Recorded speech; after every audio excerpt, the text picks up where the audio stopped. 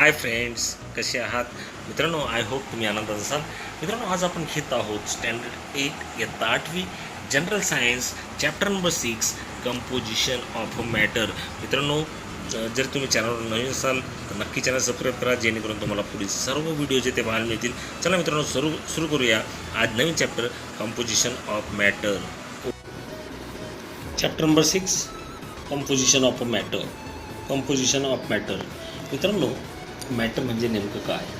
मराठीत तुम्हाला अर्थ माहिती आहे. मॅटर म्हणजे द्रव्य. तर कंपोजिशन ऑफ मॅटर म्हणजे द्रव्याचं संघटन थोडक्यात. तर आधी मॅटर म्हणजे काय हे आपलं क्लिअर झालं पाहिजे. प्रत्येक वस्तूपासून मॅटर तयार झालेलं आहे असं लक्षात घ्या. मग ती लहानात लहान सुई असो किंवा मग मोठमोठ्या क्रेन्स असो, ट्रेन असो, एरोप्लेन, मोठ्या वस्तू असो, नाही का, त्या सर्वांना आपण मॅटर असं म्हणतो. त्यामध्ये असणारे एलिमेंट्स जे आहेत ते कोणतेही असू शकतात, त्याला आपण मॅटर म्हणतो. समजा तुम्ही घरात बसलेले आहेत, ओके, तुमच्या घरात आता तुम्ही बसलेत, समोर चेअर पडलेली आहे, टेबल आहे, यस, ते सुद्धा मॅटरच आहेत, नाही का, द्रव्यच आहेत ते सुद्धा. मग ते कोणत्याही स्वरूपात असू शकतात. मित्रांनो, आपल्याला बघा प्रश्न दिलेले आहेत, त्यावरून आपण आता उत्तर शोधण्याचा प्रयत्न करू. ॲक्च्युली हे प्रश्न तुमचे झालेले आहेत, मागच्या वर्षी तुम्ही शिकलेले आहात. बघा, पहिलाच प्रश्न काय आपल्याला सांगतोय, what are the various states of matter? You know, there are 3 states of the matter. First one is solid, second liquid, and third gas. You know this. मित्रांनो, या स्टेट्स तुम्हाला माहिती आहेत. पहिली जी आहे ती पुन्हा एकदा सांगतो बघा. पहिली स्टेट जी आहे किंवा पहिला स्टेट्स आपल्याला सांगता येईल ती आहे सॉलिड. ओके, याचे एक्झाम्पल्स तुम्हाला देता येतील. चेअर असेल, टेबल असेल, दगड असेल, नाही का, स्टोन असेल किंवा वूड असेल, लाकूड असेल, हे सगळे काय आहेत? सॉलिड आहेत. ओके मित्रांनो, सेकंड स्टेट जी आहे ती आहे लिक्विड. ओके, लिक्विडचे एक्झाम्पल्स तुम्हाला सांगता यायला हवेत. लिक्विड म्हणजे नेमकं काय? तर बघा, पाण्यासारखे पदार्थ, पाणी असेल, ऑइल असेल, डिझेल, पेट्रोल, दूध, हे सर्व काय लिक्विडमध्ये बसतात. मग ही सुद्धा एक स्टेट आहे मॅटरची. Third one is gas. तिसरी स्टेट आहे गॅस. तुम्हाला माहिती आहे, ऑक्सिजनचा गॅस, नायट्रोजन, नाही का, या प्रकारचे आपल्याला सांगता येतील, हे गॅस स्टेट्समध्ये येतात. ॲक्च्युली स्टेट जे आहेत या 5 आहेत, परंतु आपल्या अभ्यासाला, आपल्या 8th स्टँडर्डसाठी फक्त 3 स्टेट जे आहेत ते तुम्ही लक्षात ठेवायचे आहेत. त्या म्हणजे solid, liquid and gas. Okay, what is the difference in ice, water and steam? Second question बघा मित्रांनो, आपल्याला ॲक्च्युली हे रिवाइजच करायचं आहे. What is the difference in ice, water and steam? You know, ice is a solid, ice solid फॉर्ममध्ये. त्याचप्रमाणे water is a liquid, water द्रव रूपात आहे, लिक्विड रूपात आहे. And steam is a gas. ही सुद्धा तुम्हाला कल्पना आहे, हे मित्रांनो कळालं असेल.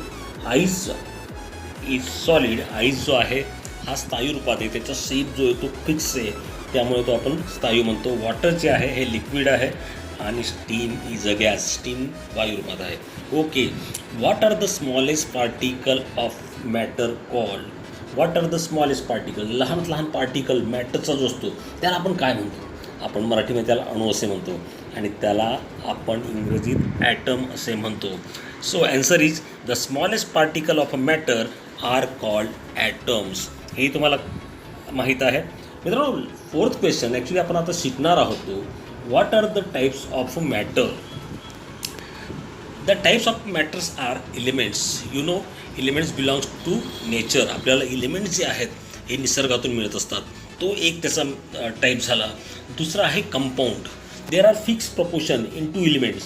For example sodium chloride, water, they are the compounds, नाही का, त्यांच्यामध्ये एक फिक्स प्रपोर्शन असतो. 2 किंवा 3 एलिमेंटपासून तो फिक्स प्रपोर्शन तयार झालेला तो एक कंपाऊंड, म्हणजे हा सेकंड त्याचा टाईप झाला. फर्स्ट बघा एलिमेंट, सेकंड आहे आपल्याला सांगता येईल compound, and third one is mixer, नाही का. मिक्सरमध्ये मात्र 2 किंवा 3पेक्षाचं काही फिक्स प्रपोर्शन नसतं. नंतर तुम्ही भेळ खाल्लेली आहे, भेळ म्हणजे मिक्सर, सरबत जे आहे ते मिक्सर, हे आपल्याला सांगता येईल. हे तुम्ही शिकला आहात. मित्रांनो, आपण सुरू करूया पुढचा टॉपिक आता.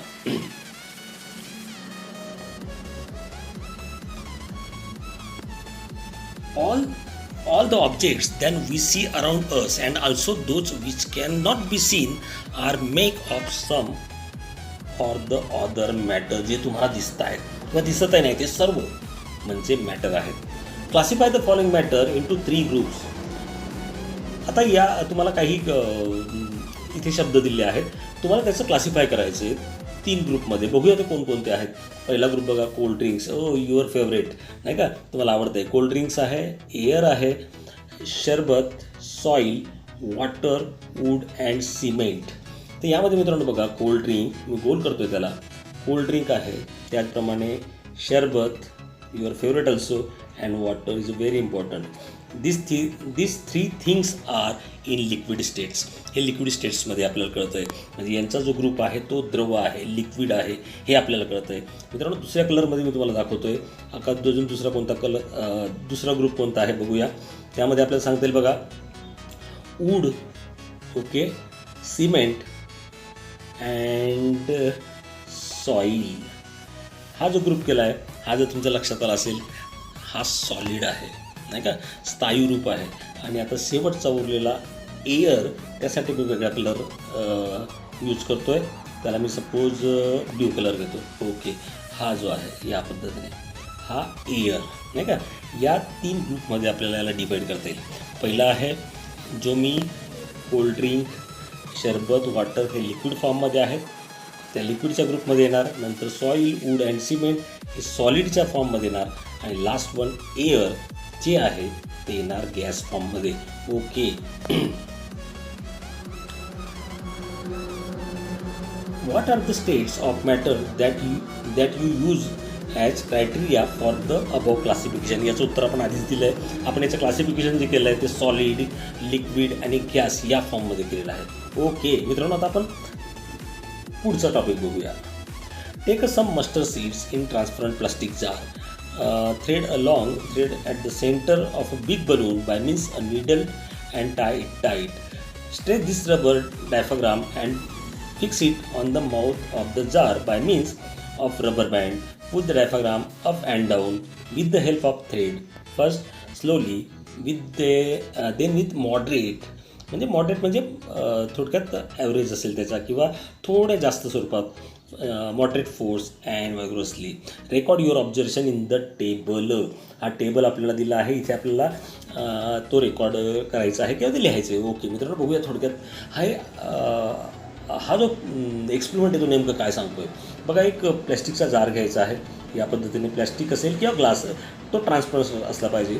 तो जार घेतला आहे. त्यानंतर एक बिग बलून, त्यामध्ये एक निडल टाकून थ्रेड बनवला आहे, सुई टाकली आहे आणि धाग्याच्या सहाय्याने ती बाहेर काढली आणि या पद्धतीने त्याला जॉईन केलं आहे. ओके मित्रांनो, हे माहिती तुम्हाला थोडक्यात हा फुगा आहे, म्हणजे हा थोडक्यात डायफ्राग्राम ज्याला आपण म्हणतो, नाही का, त्या स्वरूपाचं काम करतो. डायफ्राग्राम म्हणजे तुम्हाला सांगता येईल बघा, फुफ्फुस बघा मित्रांनो, लंग्स जे आहेत आपले, नाही का, ते जसे ऑक्सिजन भरल्यानंतर तुम्ही त्याचे मॉडेल्स बघितलेले असणार, ज्याप्रमाणे तो फुगतो, म्हणजे कमी जास्ती ज्यावेळेस आपण श्वास घेतो त्या पद्धतीचं ते काम जे तो करणार आहे. या जारला समजा आपण उलट केलं आणि यामध्ये आहेत मस्टर्ड सीड्स, म्हणजेच राईचे दाणे. तर यामध्ये नेमकं काय असणार आहे आपण इमेजिन तिथे करू शकतो आहे. बघूया. Mode of pulling the diaphragm up and down. Slow जर आपण केलं तर काय होणार आहे बघा, movement of the mustard seeds vibrate in the same place. याला अतिशय स्लोने ताणलं म्हणजेच थोडक्यात काय होईल, यावरचे हे जे मस्टर्ड सीड्स हे थोडे थोडे थोडे थोडे काय होतील, व्हायब्रेट होतील एकदम थोड्या प्रमाणात, कारण की अतिशय कमी एनर्जी त्याला दिलेली आहे. तर ही एनर्जी कशी मिळते त्यांना, तर आपण ज्यावेळेस तो पूल करतो, जो थ्रेड जो तो पूल करणार आहे, तर त्यावेळेस त्याला एनर्जी मिळणार आहे बाय एअर. ओके, त्यावेळेस सुरुवातीला vibration in the same place, इथे असणारे व्हायब्रेशन होणार आहे ते अतिशय या पद्धतीने सेम प्लेसमध्ये होणार आहे. With moderate force, with moderate म्हणजे ॲव्हरेज फोर्स, याच्यापेक्षा थोडा जास्त फोर्स जर लावला तर नेमकं काय होणार आहे, तर हे जे मस्टर्ड सीड्स आहेत हे थोडी जास्त मूवमेंट होतील, वेगवेगळ्या दिशेने ते आपल्याला मूवमेंट झालेले दिसेल, या पद्धतीने ते मूवमेंट होतील. किंवा इथे जर सांगितलं तर या पद्धतीने त्यांचं मूवमेंट आपल्याला दिसेल. आणि हा पुन्हा थोडा जास्त फोर्स लावला, ग्रुअस लावला, जोराने ताणला तो, तर आपल्याला यांची मूवमेंट जी आहे ती थोडी अजून जास्त या पद्धतीने आपल्याला झालेली दिसते. म्हणजे vibration in the another places and any direction, आपल्याला असं याचं उत्तर आपल्याला लिहिता येईल. अशा पद्धतीने हे मस्टर्ड सीड्स जे आहेत यांची मूवमेंट जी ती होत असते. मित्रांनो, हा प्रयोग दिला याचं कारण काय, यावरूनच आपल्याला पुढील जो टॉपिक आहे तो आपल्याला समजून घ्यायचा आहे, त्यामुळे हा प्रयोग दिला आहे. मित्रांनो, हा प्रयोग तुम्हाला आय होप तुम्हाला कळाला असेल. आपण जाऊया पुढच्या टॉपिककडे. Okay, physical state of matter sub microscopic पिक्चरमध्ये नेमकं कसं दिसतं. फॉर एक्झाम्पल सॉलिड आहे बघा, इथे एक प्लेट दाखवली आपल्याला नाही का, कोणत्या तरी मेटलची प्लेट असणार आहे. तर याचं आपण समजा मायक्रोस्कोपिक पिक्चर बघितलं तर त्यामध्ये असणारे इनर पार्टिकल जे आहेत हे नेमके कसे असतात. तर आपली तुम्हाला इथे झूम करून दाखवते बघा मित्रांनो. इथे झूम केल्यानंतर असं कळतं आहे बघा, हे जे इनर पार्टिकल आहेत, इंटर पार्टिकल ज्याला आपण म्हणतो, यांचं डिस्टन्स आहे ते खूप कमी आहे एकमेकांच्या. ते बघा ते खूप जवळ आहेत, ते दिसतात तुम्हाला बघा. ते या पद्धतीने हे पार्टिकल मी दाखवतो आहे. ओके, ते जे आहे हे झूम करून दाखवतो आहे, अतिशय जवळ आहेत, जवळजवळ असतात ते खूपच. त्यांचं डिस्टन्स जे आहे ते खूप कमी असतं नाही का. An intermolecular force of attraction act between the particles means atom or molecules of the matter. त्यांच्यामधलं इंटरमॉलिक्युलर फोर्स जो अट्रॅक्शन जो आहे तो हा खूप जास्त असतो, स्ट्रॉंग असतो. त्यामुळे त्याचा शेप जो आहे तो फिक्स असतो बघा. सॉलिडचं कोणतेही मेटल बघा तुम्ही ते फिक्स शेपमध्ये असतं. याचं कारण काय, त्यामध्ये असणारा इंटरमॉलिक्युलर फोर्स ऑफ अट्रॅक्शन हा खूप स्ट्रॉंग असतो. आणि पार्टिकल जे आहेत यांचं डिस्टन्स खूप कमी असतात.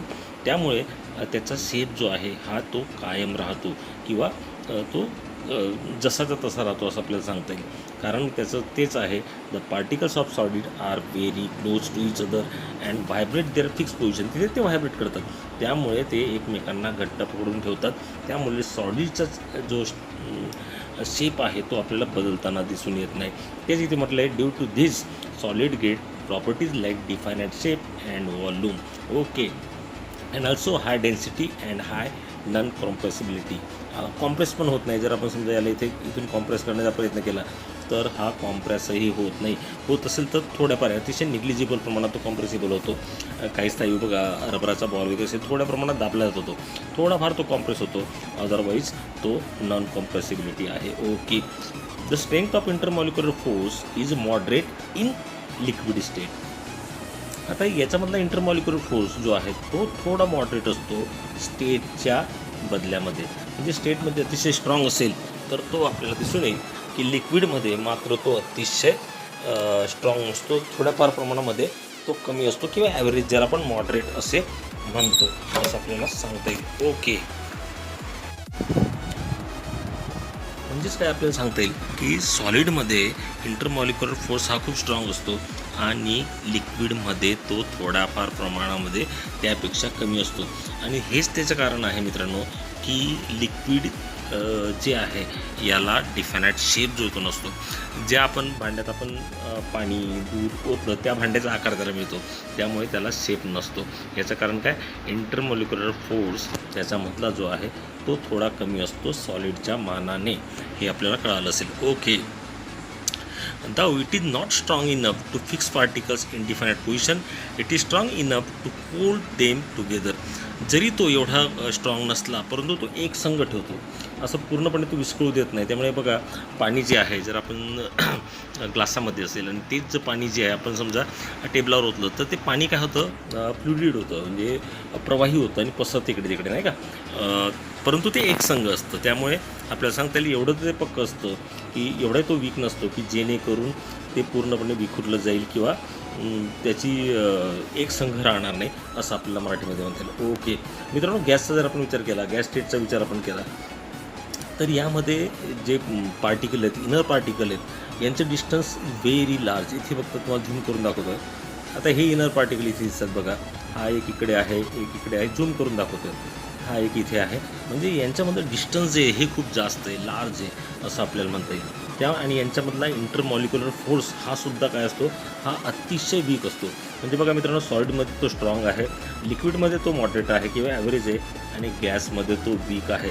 याचंच कारण गॅसला जे आहे, जे गॅस आहे त्यामध्ये डिफायनाइट शेपही नसतो आणि डिफायनाइट व्हॉल्यूमसुद्धा नसतो असं आपल्याला म्हणता येईल. हेच आपल्याला मित्रांनो इथे दिलेलं आहे. बघूया पुढचा topic. Therefore, constituent of particle of gases move freely and occupy all available space. त्यामुळे काय होतं मित्रांनो, गॅसमधले पार्टिकल जे हे लांब लांब असतात, त्यामुळे सगळा स्पेस जे ते ऑक्युपाय करतात आणि सगळ्या स्पेसमध्ये ते पसरतात. तुम्हाला उदाहरणात द्यायचं म्हटलं तर बघा, अगरबत्ती आपण लावतो नाही का, अगरबत्तीचा सुगंध जो आहे तो गॅस स्टेटमध्ये असतो, तो पूर्ण घरामध्ये पूर्ण रूममध्ये पसरतो. जेवढी स्पेस त्याला अवेलेबल असते तिथे तो पोहोचतो. त्यामुळे त्याला आपण म्हणू शकतो gases have neither definite shape or not definite volume. Okay मित्रांनो, तुम्हाला आय होप हे कळालं असेल. आता पुढे जो एक टेबल दिलेला आहे त्यामध्ये बघा show the characteristics of the states of matter, ते आपल्याला दाखवलेले आहेत, ते आपण बघूया.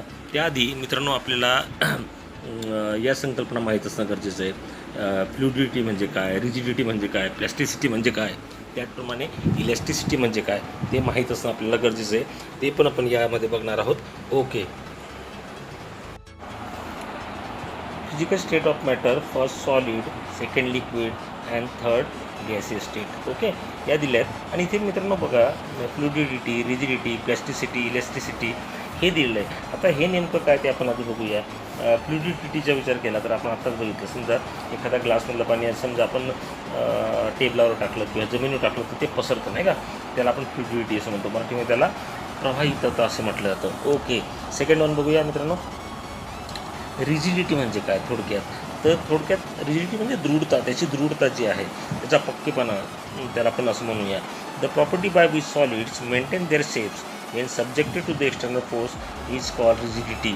मित्रांनो, एखादा एक्सटर्नल फोर्स लावला, समजा स्टोन आहे, ओके, हा सॉलिड आहे, या जर तुम्ही बाहेरून एक्सटर्नल फोर्स लावला तरीसुद्धा त्याचा शेप जो आहे हा शेप बदलत नाही. म्हणजेच काय, या सॉलिडमध्ये रिजिडिटी आहे. आता इथे पण बघितलं, सॉलिडमध्ये बघितलं तर इथे रिजिडिटी आपल्याला दिलेली आहे. ओके मित्रांनो, हे तुम्हाला कळालं असेल. पुढे बघूया प्लॅस्टिसिटी. ओके, आता प्लॅस्टिसिटी ही सुद्धा प्रॉपर्टी सॉलिडमध्ये आपल्याला दिलेली बघा. आता प्लॅस्टिसिटी म्हणजे नेमकं काय, some solids are deform by external forces and do not regain their original shapes on removal of the forces. This property of solid is called plasticity. म्हणजे मित्रांनो काय, समजा एखादी बॉटल बघा, प्लॅस्टिकची बॉटल मी तुम्हाला दाखवतोय, या पद्धतीने ही बॉटल असेल. आता हिला आपण एक्सटर्नल फोर्स लावला तर काय होणार आहे, ही बॉटल जी ती या पद्धतीने अशी क्रश होणार किंवा दाबली जाईल.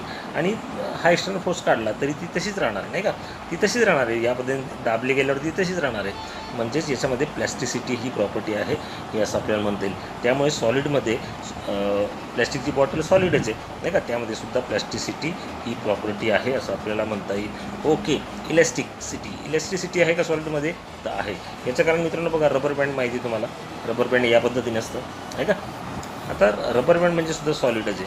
आता इलॅस्टिसिटी म्हणजे नेमकं काय, त्याची डेफिनेशन म्हणजे नेमकं काय, some solids undergo a change in their shape and volume when subject to external force and regain their original shape and volume removal of the forces. समजा याच्यावरती आपण एक्सटर्नल फोर्स लावला आहे, रबर आहे, याच्यावर आपण एक्सटर्नल फोर्स लावला म्हणजे थोडक्यात ताणलं याला, तर काय होतं, या पद्धतीने लांब होणार आहे. आणि हे सोडलं तर लगेच हा काय करेल, त्याची पूर्वीची जी शेप जो आहे म्हणजे या पद्धतीने तो होईल. बघा, सुरुवातीला या पद्धतीने ते रबर होतं, याला ताणलं, एक्सटर्नल फोर्स लावला, ताणल्यामुळे ते या पद्धतीने झालं. आणि पुन्हा एक्सटर्नल फोर्स सोडला म्हणजे आपण तो रबर सोडून दिला तर तो पुन्हा त्याच्या ओरिजिनल शेपमध्ये येतो. म्हणजे ही प्रॉपर्टी इलॅस्टिसिटी जिला आपण म्हणतो ती सुद्धा सॉलिडमध्ये आहे, त्यामुळे इथे दिलं आहे इलॅस्टिसिटी. ओके मित्रांनो, हे तुम्हाला कळत असेल. व्हॉल्यूम त्याचा डिफायनाईट असतो, चेंज होत नाही. शेपसुद्धा त्याचा डिफायनाईट आहे, तोही चेंज होत नाही. कॉम्प्रेसिबिलिटी जी आहे ती निग्लिजिबल आहे. काही सॉलिड जे आहेत, आता फॉर एक्झाम्पल थोडा रबराचा बॉल घ्या, त्याला जर आपण कॉम्प्रेस करण्याचा प्रयत्न केला तर थोड्याफार प्रमाणात तो कॉम्प्रेस होताना आपल्याला दिसतो. त्यामुळे ही आहे नाहीच्या बरोबर, पण तो निग्लिजिबल आहे. बरेचसे जे सॉलिड आहेत त्यामध्ये तो अजिबात तो नसतो. ओके, इंटरमॉलिक्युलर फोर्स आत्ताच आपण बघितलं अतिशय स्ट्रॉंग असतो. Intermolecular force in solid is very strong. Okay, distance between the particles minimum, खूप जवळजवळ असतात ते पार्टिकल आणि ते एकमेकांना जोडून ठेवतात, म्हणून त्याचा शेप जो तो सारखा राहतो.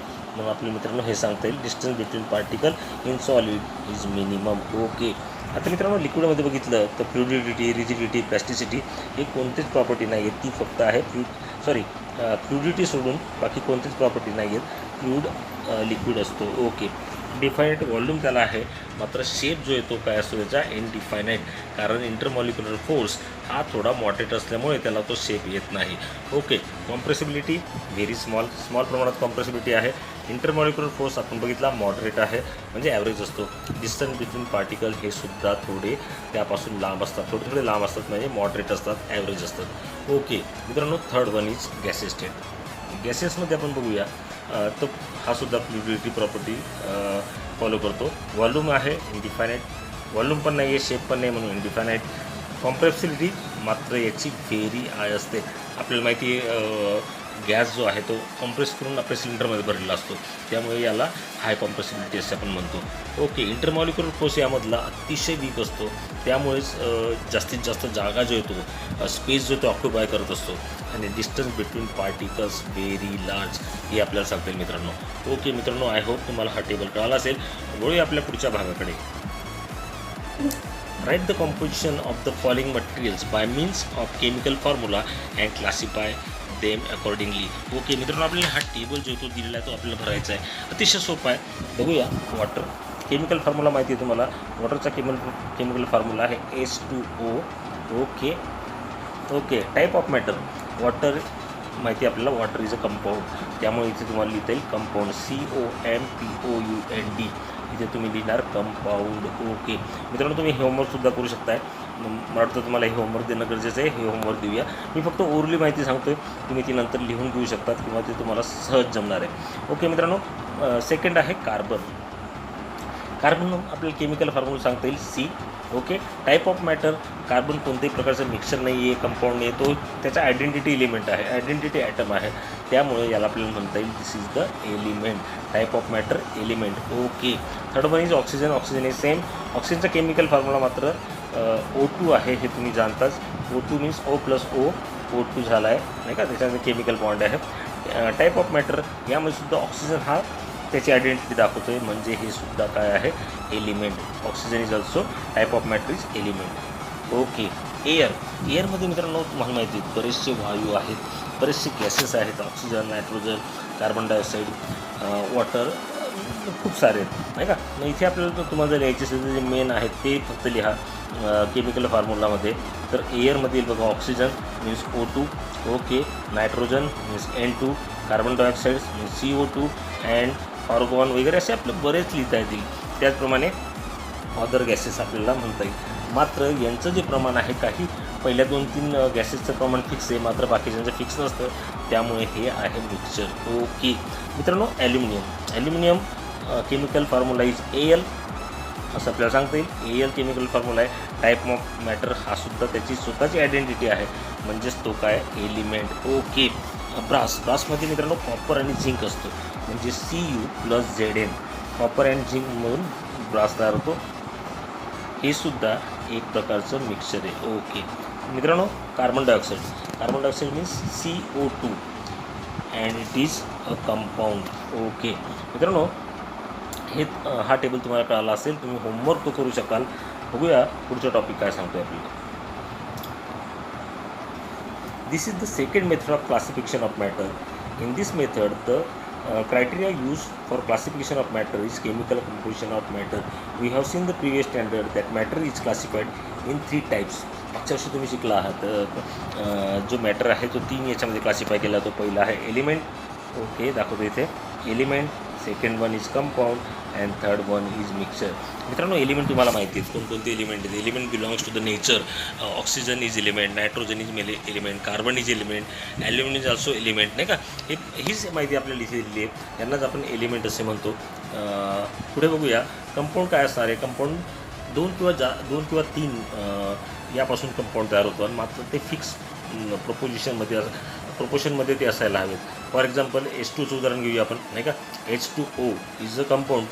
हायड्रोजनचे 2 एलिमेंट आहेत, 2 ॲटम आहेत, आणि ऑक्सिजनचं सुद्धा 1 ॲटम आहे. यामुळे पाणी जे इथं तयार झालं की H2 कंपाऊंड जे तयार झालं आहे. आणि सर्वात महत्त्वाचं मित्रांनो आपल्याला सांगता येईल, याच्यामध्ये प्रोपोर्शन जे त्यांचं ते फिक्स असणार. हायड्रोजनचे 2च अणू असणार आहे, ऑक्सिजनचा 1च अणू असणार आहे, किंवा ऑक्सिजनचे 2 आणि हायड्रोजनचे 2 म्हणजे H2O2 असं घेऊन आपल्याला पाणी जे आहे किंवा वॉटर जे ते मिळणार नाही आहे. ओके, हे मिळणार नाही आहे. त्यामुळे कंपाऊंड जर म्हटलं की त्यामध्ये असणारं जे प्रोपोर्शन आहे त्यामधल्या कंटेनरचं म्हणजे त्यांच्या घटक द्रव्यांचं, थोडक्यात हायड्रोजन आणि ऑक्सिजन ते ठरलेलं असतं, ते आहे H2O. ओके, त्याला आपण म्हणून कंपाऊंड असे म्हणतो. ओके, आणि दुसरं कंपाऊंड तुम्हाला सांगता येईल NaCl इज ऑल्सो कंपाऊंड नाही का. असे बरीचशी उदाहरणं आपल्याला देता येतील, ते आपण पुढे बघणारच आहोत. त्याचप्रमाणे मिक्सरसुद्धा बघूया. इथे एअरचं दिलं आहे, नायट्रोजन, ऑक्सिजन, ऑर्गॉन, पाणी पुन्हा म्हणजे पाण्याची वाफ असते, त्यामुळे कार्बन डायऑक्साईड नाही का यांचं प्रमाण जे ते मात्र निश्चित नसतं, त्यामुळे याला आपण मिक्सचर असे म्हणतो. वरतीच बघितल्याप्रमाणे ब्रास हा सुद्धा काय मिक्सचर आहे. याचं कारण काय, त्यामध्ये कॉपर आणि झिंकसुद्धा असतात. मित्रांनो, हीच माहिती आपल्याला पुढे शिकायची आहे. मला वाटतं एवढी माहिती पुरेशी आहे. आपण बोलूया पुढच्या पार्टकडे. ओके, पुढे मित्रांनो आपल्याला दिलेला आहे हा टेबल. तो टेबल आपल्याला भरायचा आहे, बघायचा आहे. फर्स्ट आहे एलिमेंट, तीच माहिती बघा, एलिमेंट, कंपाऊंड आणि मिक्सचर. ओके, आता first one is nitrogen molecule. आता दिस इज द एलिमेंट. ओके, आणि याचा फॉर्म्युला आहे, केमिकल फॉर्म्युला आहे N2. आता इथे बघा त्याचे चित्र दाखवतात आपल्याला नायट्रोजनचे नाही का. ते दोनचे जे मॉलिक्युल्स जे आहेत ते तयार झालेले आपल्याला दिसत आहेत. 2 ॲटमपासून एक मॉलिक्यूल तयार झाला आहे नायट्रोजनचा. त्याचप्रमाणे इकडे खाली आपल्याला दिले ऑक्सिजनसुद्धा त्याच पद्धतीने बघा 2 आहेत. त्यापासून O2 जो आहे ते तयार झाला आहे, एक मॉलिक्यूल तयार झालेला आहे. आता इथे काय म्हणतो बघा, constituent of substance of an element is only one and is that the element itself. म्हणजे हा जो एलिमेंट आहे, हा घटक पदार्थ तो एक स्वतः असतो, तो स्वतःच असतो. पुढे बघा मित्रांनो काय दिले, all the atoms or molecules of an elements are like. यामध्ये हे सगळे सारखेच असतात. म्हणजे इथे बघितलं तर O2, OO, NN हे सगळे सारखे असतात. यामध्ये कोणतेही भिन्न नसतात, हे आपल्याला सांगता येईल. Okay, all the atoms in a molecule of an elements are alike are joined each other by chemical bond. यामधले जे ॲटम आहेत ते कसे असतात, सारखे असतात आणि ते केमिकल बॉन्डने एकमेकांना जोडलेले असतात. म्हणजे O असेल, O हा केमिकलने बॉन्डने जोडला गेला आहे, O2 तयार झाला आहे. NN नायट्रोजन, त्यापासून हा केमिकल बॉन्डने जोडला गेला आहे आणि N2 तयार झालेला आहे. ओके मित्रांनो, हे तुम्हाला कळालं असेल. पुढे बघूया, atoms molecules of different elements are different. वेगवेगळ्या जे एलिमेंटचे जे मॉलिक्युलने ॲटम आहेत हे वेगवेगळे असतात, हेच आपल्याला इथे सांगितलं आहे. मित्रांनो बघूया आपण कंपाऊंड. ओके, कंपाऊंड इथे आपल्याला दिसतंय बघा. इथे पहिल्यामध्ये दिले आपल्याला मॉलिक्यूल ऑफ NO2. आता इथे बघितलं तर ऑक्सिजनचे 2 ॲटम आहेत आणि नायट्रोजनचा 1 ॲटम आहे. जर तुम्ही फिगर नीट लक्षात घेतलं तर बघा, इथे N जो आहे तो व्हाईटने दाखवला आहे आणि O जो आहे तो ब्ल्यूने दर्शवलेला आहे नाही का. या पद्धतीने याची फिगर जी तयार झालेली आहे. N जे आहे तो व्हाईट आणि O आहे तो ब्ल्यूने दाखवला आहे. म्हणजे हा त्याचा मॉलिक्यूल जो आहे तो दाखवलेला आहे. त्याचप्रमाणे नायट्रोजन ऑक्साईड जो आहे तो NO, म्हणजे 1 N आणि 1 O, 1 nitrogen and 1 oxygen atom made by nitric oxide molecule. ही फिगरमध्ये आपल्याला इथे दाखवलेलं आपल्याला दिसून येते. पुढे मित्रांनो पुढे बघूया,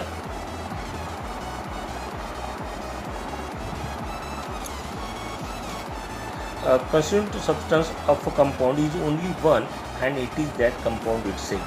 आता जो हा कंपाऊंड आहे याचा पदार्थ जो तो हे एकच असतो आणि तो म्हणजे स्वतः कंपाऊंड, असं आपल्याला इथे सांगितलेलं आहे.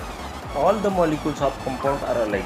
आता जेवढे कंपाऊंड तयार होतील त्याचे जे मॉलिक्यूल आहेत हे कसे असतात, सारखे असतात, हेच आपल्याला सांगितलं आहे. त्याचप्रमाणे the constituent of atom of a molecule of a compound are of 2 or more types are joined to each other by chemical bond. आता आपल्याला इथे सांगता येईल हे जे आहे ते एकमेकांना केमिकल बॉन्डने जोडलेले दिसून येतात, हेच आपल्याला इथे सांगितलं आहे. त्याचप्रमाणे सर्वात इम्पॉर्टंट मित्रांनो हा टॉपिक आहे, the proportion of constituent elements in a compound is a constant. It is a very important topic, किंवा हा अतिशय महत्त्वाचा घटक आहे असं आपल्याला म्हणता येईल. जे कंपाऊंड आहे याच्यामध्ये असणारे एलिमेंट जे यांचं प्रमाण जे आहे हे ठराविक असतं. मी तुम्हाला सांगितल्याप्रमाणे H2O म्हणजे हायड्रोजन 2 ऑक्सिजन एकच तो असणार आहे. किंवा वरती आपल्याला दिलं आहे बघा, या पद्धतीने आपल्याला सांगता येईल की नायट्रोजन डायऑक्साईड म्हणजे NO2 NaO2 ठराविकप्रमाणे, nitric oxide N1O1 हे ठराविक प्रमाण आहे, हे आपल्याला सांगता येईल. Last one is properties of a compound are different than those of the constituents elements. हे सुद्धा अतिशय इम्पॉर्टंट आहे. या दोघांमध्ये खूप फरक आहे. याच्यामधला आपण अभ्यासूया. Properties of a compound are different than those of the constituent element. म्हणजे ज्या 2 एलिमेंटपासून कंपाऊंड तयार झालं आहे त्या 2 एलिमेंटच्या प्रॉपर्टीज त्या कंपाऊंडमध्ये येत नाही. याचं चांगलं उदाहरण तुम्हाला आपलं सांगता येईल बघा, NaCl is NaCl is a compound नाही का. आता NaCl कंपाऊंड आहे, NaCl म्हणजे थोडक्यात मित्रांनो याला पण आपल्या रोजच्या जीवनात असं वापरणारं मीठ. आता यामध्ये Naच्या प्रॉपर्टी येत नाही किंवा Clच्या प्रॉपर्टी येत नाही, याच्या वेगळ्याच प्रॉपर्टी आहेत NaClच्या. For example Na means sodium. सोडियमला आपण हातसुद्धा लावू शकत नाही, तो माहिती ऑक्सिजनशी त्याची अभिक्रिया होती, तो स्वतः जळतो, त्यामुळे याला आपण हात लावू शकत नाही. क्लोरीन हा सुद्धा जास्त प्रमाणात जर समजा आपल्या श्वासात गेला, फुफ्फुसात गेला तर आपल्याला त्रास व्हायला लागतो. एवढे हे आपल्यासाठी घातक असतात, जे असते इंडिव्हिज्युअल असतात, सोडियम अँड क्लोरीन. परंतु त्यापासून तयार झालेलं जे कंपाऊंड आहे सोडियम क्लोराईड, मीठ, जे आपल्या रोजच्या जीवनात आवश्यक असतं. त्यामुळेच आपण असं म्हणतो की properties of a compound are different than those of the constituent element. त्यामध्ये असणारे इलेमेंटच्या प्रॉपर्टीज त्या कंपाऊंडमध्ये येत नाहीत. जरी सोडियम, हायड्रोजन, दुसरं कंपाऊंड बघूया H2O. ओके, H2Oमध्ये आपण जर बघितलं, H जो आहे हा काय करतो, हायड्रोजन जो आहे हा जळतो, O जो आहे हा ज्वलनास मदत करतो. परंतु त्यापासून तयार झालेलं पाणी, यामध्ये या दोन्ही प्रॉपर्टी नाही आहेत. इव्हन समजा कुठे आग लागली तर आपण पाणी टाकून ती विझवतो, म्हणजे हायड्रोजन जो स्वतः जळणार आहे तो पाण्यामध्ये आल्यानंतर त्या जळण्याची प्रॉपर्टी दाखवत नाही. ऑक्सिजन ज्वलनास मदत करतो, तो सुद्धा याचं कंपाऊंड तयार झालं की त्याची प्रॉपर्टी दाखवत नाही, उलट त्याच्या विरुद्ध काम करतो असं आपल्याला म्हणता येईल. ओके मित्रांनो, हे तुम्हाला कळालं असेल. बघूया पुढे. आता इकडे आहे मिक्सर. मिक्सरमध्ये प्रमाण जे इथे ठीक नसतं, ठराविक नसतं. आता इथे बघा, मिक्सर N2 अँड NO2. आता इथे बघितलं तर तुम्ही आकृतीवरून तुम्हाला कळेल की N2 आणि NO2 वेगवेगळे घटक इथे दाखवलेले आहेत. मिक्सचर ऑफ N2 आणि O2 इथे सुद्धा वेगवेगळ्या पद्धतीने आपल्याला दाखवलेले आहेत. म्हणजे यांचं प्रमाण जे थोडक्यात काय असतं निश्चित नसतं. त्याचप्रमाणे constituent substance of a mixture are 2 or more elements or a compound. 2 किंवा जास्त एलिमेंट असतील किंवा कंपाऊंड असतील त्यापासून सुद्धा काय होतं, मिक्सचर जे इथे तयार होतं. पुढे बघूया मित्रांनो. Atoms, molecules of a mixture are of 2 or more types. म्हणजे ते मिक्सचरमधले जे ॲटम असतील किंवा मॉलिक्यूल असतील ते 2 किंवा अधिक प्रकारचे सुद्धा असू शकतात. Okay, third one is the constituent molecule of a mixture are different from each other and are not joined by chemical bond. या मिश्रणामधील मिक्सचरमधील जे एलिमेंट्स कन्स्टिट्यूएंट आहेत त्याचे मॉलिक्यूल हे काही केमिकल बॉन्डने जोडलेले नसतात. आणि सर्वात महत्त्वाचं, the proportion of constituent substance in a mixture can change. आता याचं ज्याप्रमाणे कंपाऊंडमध्ये ते फिक्स असतं, इथे काही ते चेंज नसतं, इथे काही ते फिक्स नसतं. मिक्सरचं उदाहरण तुम्हाला सांगतो मित्रांनो, भेळ आपण घेतो नाही का, भेळ खातो, भेळ मिक्सर आहे एक प्रकारचे. तर त्यामध्ये कुरमुरे असेल, टोमॅटो असेल, ओनियन असेल, यांचं प्रमाण काही निश्चित नसतं, पण ती भेळच असते, म्हणून त्यांचं प्रमाण निश्चित नाही असं आपल्याला म्हणता येतं. Okay, last one is the properties of constituent substance are retain in the mixer. ज्या प्रॉपर्टीज आहेत ज्या कंटेन सबस्टन्सच्या त्या कायम राहतात, हे आपल्याला सांगतील. मित्रांनो, आय होप हा टेबलही तुम्हाला कळाला असेल. मित्रांनो, हा व्हिडिओ जास्त लांबेल कदाचित, त्यामुळे आपण इथे थांबूया. पुढच्या लेक्चरमध्ये आपण पुढचा टॉपिक घेऊया. तोपर्यंत तुम्ही स्वतःची काळजी घ्या. त्याचप्रमाणे जर व्हिडिओ आवडल्यास लाईक व शेअर करायला विसरू नका. धन्यवाद.